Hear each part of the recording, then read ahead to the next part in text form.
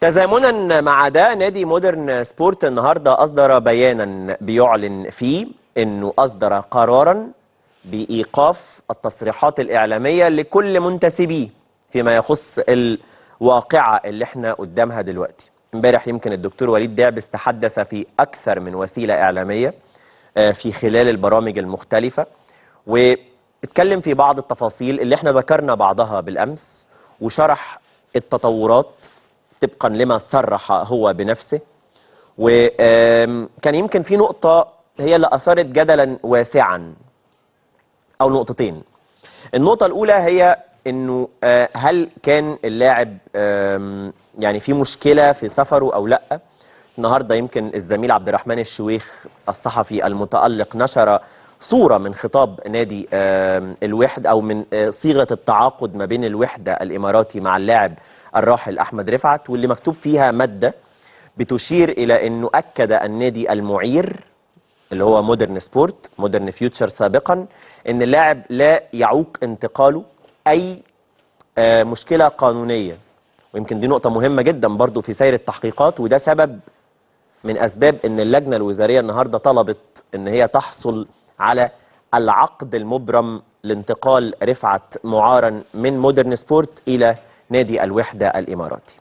النقطة الثانية وهي كان تصريحا نفاه لاحقا أو تلميحا، إحنا خدنا أنه تلميح لأنه إيه أسباب رحيل رفعت من الوحدة، فيما اعتبر تلميحا بأنه اللاعب يعني الخطأ اللي ممكن يكون قام بيه، وأنه إزاي أساسا يتقال كده على شاب مش معانا دلوقتي انتقل إلى رحمة الله.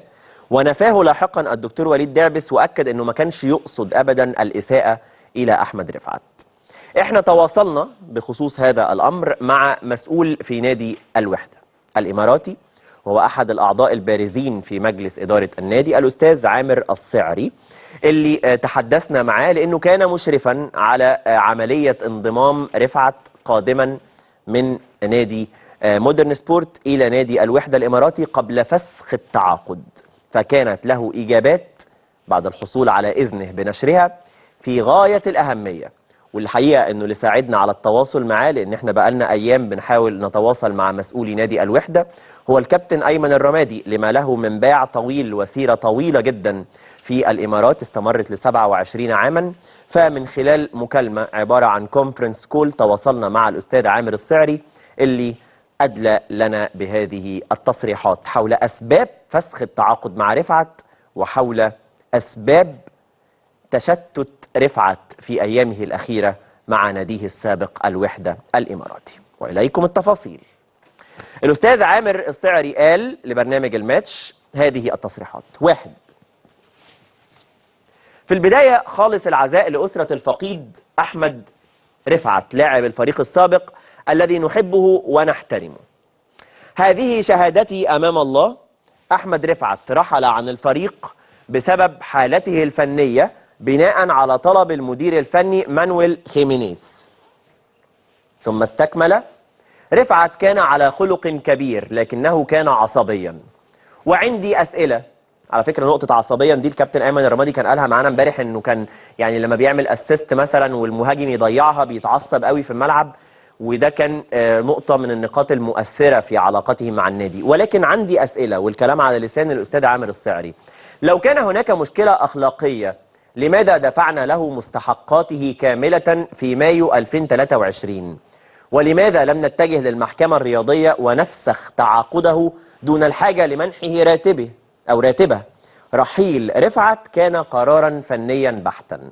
هنا عن أسباب رحيل رفعت، ولكن اللي جاي ده بقى في كيفية إتمام التعاقد. قبل التوقيع مع أحمد رفعت تواصل معي شخصيا أحمد دياب للتأكيد على أن التصريح الخاص بسفر اللاعب سيصدر قريبا، واستمر التواصل لنتأكد من قانونية وجوده معنا.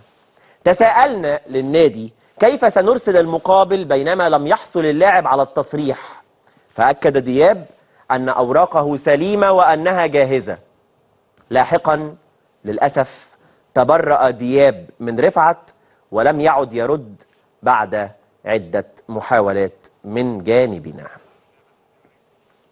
طبعا طبعا التصريحات دي كان في وجود الكابتن أيمن الرمادي عبر مداخلة، ثم كتبت التصريحات وتأكدنا من موافقة مصدرها على نشرها.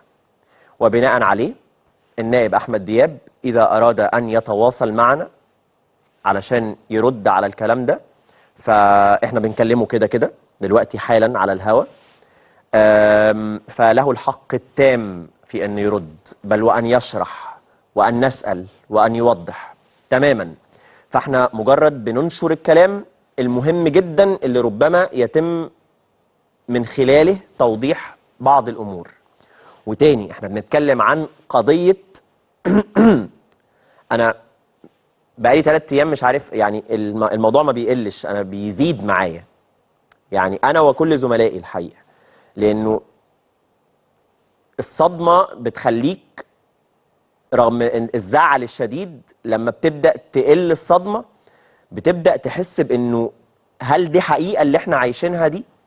هل ان اللاعب مات وبعدها أحياه الله سبحانه وتعالى ورجع قال التصريحات دي ومات تاني، مات بقى موتة أبدية عشان يقول التصريحين دول؟ دي حاجة منطقية؟ ده فيلم، يعني ده تشوفه في فيلم، أو يعني معجزة معجزة، وملوش تفسير إلا أنه كان موجود علشان يقوله، أنه عشان يقول التفسير ده ظهر مرة واحدة فقط بعد ما عاد للحياة، قال التصريح ومات. فمهم جدا ان احنا نفضل نتتبع اجراءات التحقيق، وان احنا نفضل نتتبع التوضيحات اللي هتطلع، وان احنا نفضل نتتبع القرارات اللي هتصدر بشأنه، لانه من ضمن الرسائل اللي طلع لنا من الموضوع ده هو انه ما عندناش رفعت واحد بس، احنا عندنا رفعت كتير قوي، عندنا ناس كتير قوي في مجال الكرة بيتعرضوا لظلم شديد وكبت شديد، والكبت الشديد ده سببه مسؤولون. يعني مش هتكلم عن محمد حسن امبارح، لكن انا بتكلم عن حاجات احنا ما نعرفهاش، بنتكلم عن حاجات احنا ما نعرفهاش، عن بقى عقود، عن تجاهل، عن وعود لا تنفذ، عن مستحقات لا تدفع، عن حالات بيمر بيها اللاعبون بيتكلموا عنها كثيرا وكثيرا، وأخرى ما بيتكلمش عنها الناس لكنها تؤدي إلى ما وصل إليه رفعت. لكن اللي وصل إليه رفعت بتفاصيله هو اللي بارز لينا، هو الصادم بشكل حقيقي. لكن مهم جدا أن تتبع الموضوع ده يفيد في تحسين المنظومة الكروية بشكل عام.